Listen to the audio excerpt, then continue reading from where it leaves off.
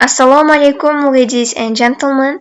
Bugungi darsimizni boshlaymiz. Bu darsimiz ham barcha darslarimiz kabi hamma uchun manfaatli bo'ladi degan umiddaman inshaalloh. Demak, bizni kanalimizda ko'proq yangi o'rganuvchilar bo'lganligi sababli har bitta mavzuni alohida aniq va mukammal o'rgatishga harakat qilamiz. Xo'p, bugungi mavzuyimiz article. Article ingliz tilidan o'zbek tiliga tarjima qilinganda ham yana article deb tarjima qilinadi. Buni ma'lum bir tarjimasi mavjud emas ekan. Lekin article ikkita turga bo'linadi. Birinchisi aniq article, ikkinchisi noaniq article. Bugun biz sizlar bilan noaniq article'ni ko'rib o'tamiz. Xo'p, aniq article'ni esa keyingi darslarimizda o'rganamiz. Demak, noaniq article. Noaniq article bu en. Talaffuzga e'tibor beringlar. En. Meni ko'p o'quvchilarim, yangi kelgan o'quvchilarim o'qiyotganda ko'pincha an deb o'tib ketishadi. Bu xato. En deb talaffuz qilinadi. En. Buni ham aniq bir tarjimasi yo'q, lekin biz o'zimizning tilimizga moslashtirib bitta qandaydir deb tarjima qilib olishimiz mumkin, guys. Xo'p, endi sizlar bilan buni umumiy qoidasini ko'rib chiqamiz va sekin bilan enni farqini ham ko'ramiz. Demak, biz enni e'tibor beramiz. Biz enni sanaladigan birlikdagi ot oldidan ishlatamiz. Ya'ni bizni otimiz bo'lishi kerak ekan sanaladigan birlikda va ot. Xo'p, endi misol sifatida beryapmiz. Book, cat, chair, car, laptop. Demak, bular bizda ot bo'lyapti va qaranglar. Misol uchun bookni oladigan bo'lsak. Book albatta sanaladigan ot. Ya'ni biz bitta kitob, ikkita kitob, uchta kitob deya olamiz, to'g'rimi? Endi birlikdami? Ha, albatta birlikda. Biz keyingi mavzularimizda o'tamiz ko'plik mavzusini. Kitoblar deb yasash uchun biz otimizga s qo'shishimiz kerak. Shundagina bu kitoblar holatiga keladi. Lekin bizda ko'rib turganimizdek s tepada qo'shimchasi yo'q va book holatida kelyapti, mana bu yerda. Book holatida kelyapti. Shuning uchun buni oldidan biz enni qo'ya olamiz. Yoki cat bu ham sanaladigan birlikdagi ot. Cats bo'lib qolgan yo'q. Ya'ni mushuklar tarzida kelayotgani yo'q, birlikda. Xo'p, tushundingmi? Keyingisi pastda misol uchun berib qo'yganman. Biz qachon ishlata olmaymiz. Ya'ni mana shu so'zimizga books bo'lib turib ko'plik qo'shimchasi qo'shilib qolganda, ya'ni kitoblar bo'lib qolganda biz endan foydalana olmaymiz. Chunki qoidamizda birlikdagi ot bo'lishi kerak deyapti. Ya'ni bitta bo'lishi kerak. Water, endi bu suv degani. Bilamiz, suvni sanay olmaymiz. Ya'ni bitta suv, ikkita suv, uchta suv deyish bu imkonsiz. Shuning uchun buni oldidan ham endi qo'ya olmaymiz. Clever, biz aytib o'tganimizdek, ot oldidan deyamiz. Otdan boshqa so'z turkumlari fe'l, sifat, ravish, hech qaysi boshqa turkum oldidan biz ishlata olmaymiz. Clever bu aqlli degani. Qanday so'rovga javob bo'lib bu sifat so'z turkumiga kiradi va buni oldidan kela olmaydi.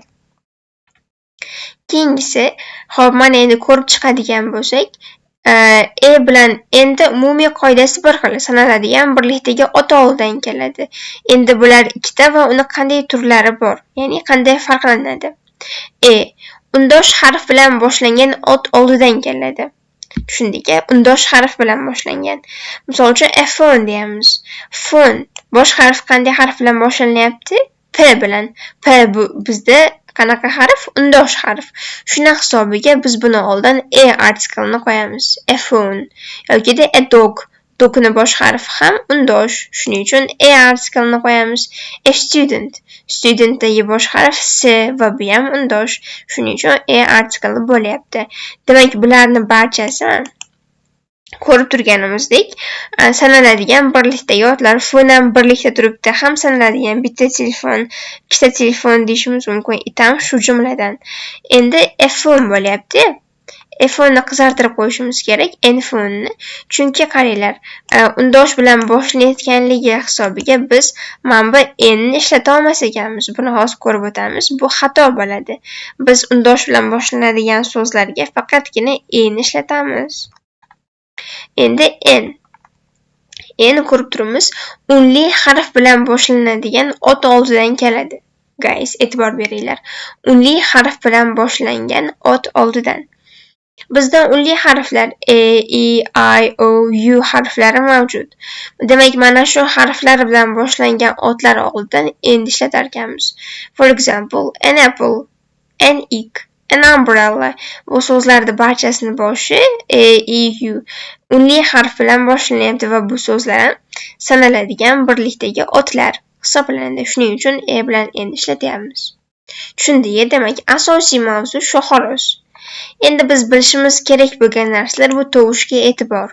Ya'ni, misol uchun o'zbek tilida ham ba'zi bir so'zlarning yozilishi boshqacha, talaffuz qilishimiz boshqacha, to'g'rimi? Ingliz tilida ham shunga o'xshagan so'zlar bor. Misol uchun, universitet degan so'z university bo'lib yoziladi. Ya'ni boshi u harf bilan boshlanadi, to'g'ri. Bu unli harf deb biz buni oldin endi olishimiz mumkin, lekin bu xato bo'ladi. Nimagaki, bu so'z talaffuz qilayotganimizda biz university deymiz. University, u emas, university emas, university deb talaffuz qilishimiz sababli buni ga bo'ladi. Endi hour bu soat degani. To'g'ri, bosh harfi undosh harf bilan boshlanyapti, lekin talaffuz qilayotganimizda hour emas, hour. Ya'ni unli harf bilan boshlanyapti, ya'ni o bilan boshlanyapti, to'g'rimi? Shuni hisobiga n artiklini qo'yamiz. Hop, bularni ko'rib o'tdik. Qachon ishlatilmaydi? Ko'plikda bo'lsa. Ya'ni misol uchun kitoblar deb qo'yib turib buni oldin ishlatib olmaymiz. Qizil qilib qo'yganim xato degani. Books o'z holatida keladi. Sanalmaydigan otlar oldidan, misol uchun water tepada ham aytib o'tdim, suvni sanab bo'lmaydi. Shuning uchun buni oldidan qo'yish xato. Water o'zini holatida hech qanday qo'shimchasiz keladi. Suvdan tashqari sut, pul, guruch degan so'zlarimiz ham misol bo'ladi. Keyingisi mening, sening deganda. Bu mavzuni keyinroq o'tamiz. Bizda shunaqa pozitiv adjektivlar bor, ya'ni egalik olmoshlari. Mening, sening degan.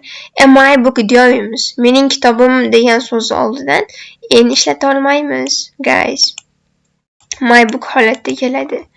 Bugungi mavzuyimiz shundan iborat. Sizlar bilishinglar kerak bo'ladigan asosiy ma'lumot shu yerda joylashgan. Ya'ni biz endi sanaladigan birlikdagi ot oldidan ishlatishimiz va endi undosh harf bilan boshlangan, endi unli harf bilan boshlangan ot oldidan qo'ysak kifoya. Sizlar biladigan asosiy narsa mana shu joyda joylashgan. Guys, mavzuni tushungansizlar degan umiddaman. Tushunmagan narsalar yoki qandaydir fikringlar bo'lsa, komment qismida yozib qoldirishingiz mumkin. Yana ham ko'proq inson ingliz tilini o'rganishni xohlasanglar, do'stlaringizga ham ulashinglar. Xo'p, keyingi darslarimizda ko'rishguncha sog' bo'linglar, salomat bo'linglar.